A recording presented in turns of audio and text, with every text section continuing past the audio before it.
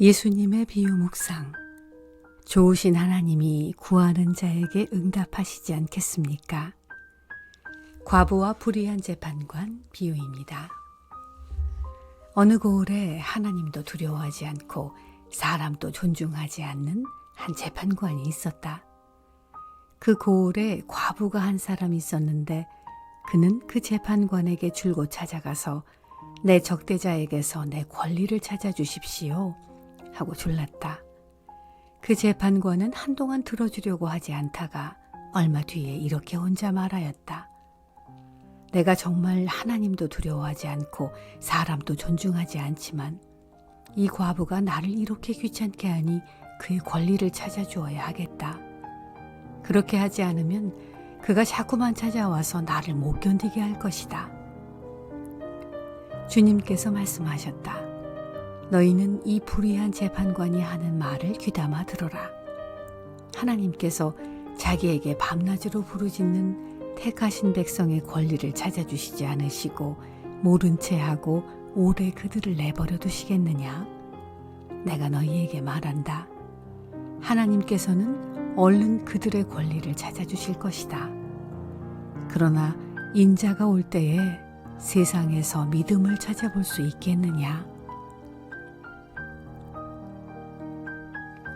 과부와 불의한 재판관 비유가 주는 교훈은 끊임없이 기도하며 낙심하지 말고 필요한 것을 계속 구하라는 것입니다.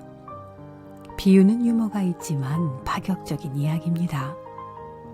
과부는 간청할 것이 있는 사람을 상징합니다. 재판관은 정의와 여인의 어려움에는 전혀 신경을 쓰지 않는 사람입니다.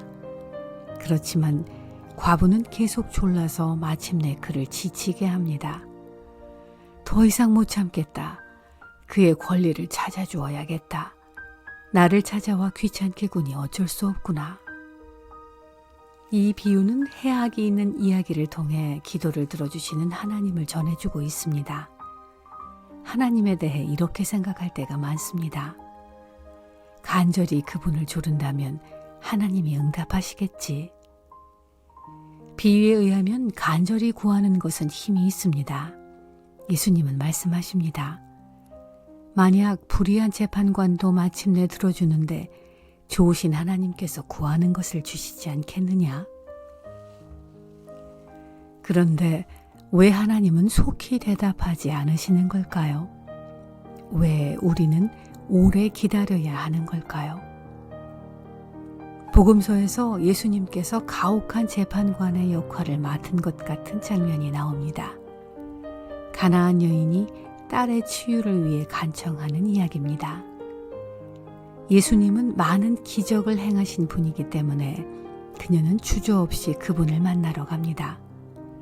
그런데 예수님은 제자들이 대신해서 그녀를 변호할 정도가 되어도 간청에 응답하시지 않습니다. 계속 요구할 때 심지어 자녀들의 빵을 뒤집어서 개들에게 던져주는 것은 옳지 않다고 하시면서 그녀를 모욕하는 말까지 하십니다. 가나안 여인은 그에게서 침묵, 모욕, 거절을 당합니다.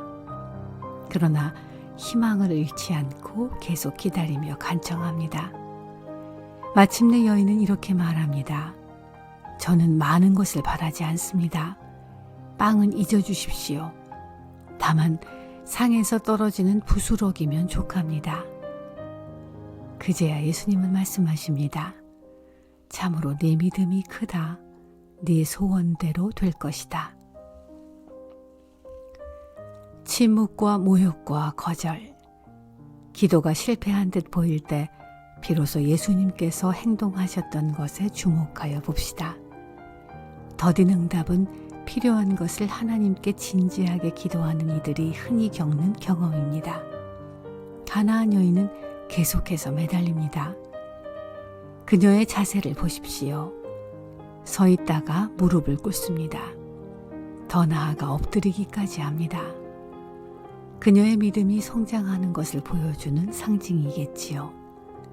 하나님의 침묵은 여인을 변화시킵니다.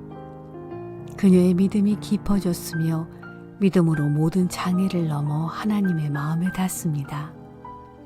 침묵도 하나의 응답입니다. 침묵은 간청한 것을 허락하는 대신 우리를 내면에서부터 변화되게 합니다. 기도는 하나님과 상황을 변화시키는 것을 넘어 우리를 변화시킵니다. 그래서 요청한 것을 받지 못하는 시간에 일어나는 간청과 침묵 사이의 대화는 너무 소중합니다. 그때 하나님께 자신을 온전히 드리는 기도로 나아갑니다. 믿음은 우리 전 존재를 하나님의 무한하신 자비에 맡기는 것입니다. 가나안 여인과 예수님의 대화는 여러 해 동안 드린 기도 경험일 수 있습니다. 20-30년의 긴 시간일 수도 있습니다. 그동안 하나님은 우리의 근본적인 태도를 변화시킵니다. 하나님은 사랑이시라는 말씀에 대한 전적인 수용과 믿음이 생깁니다. 이 믿음이 우리 안에서 하나님 나라를 만듭니다.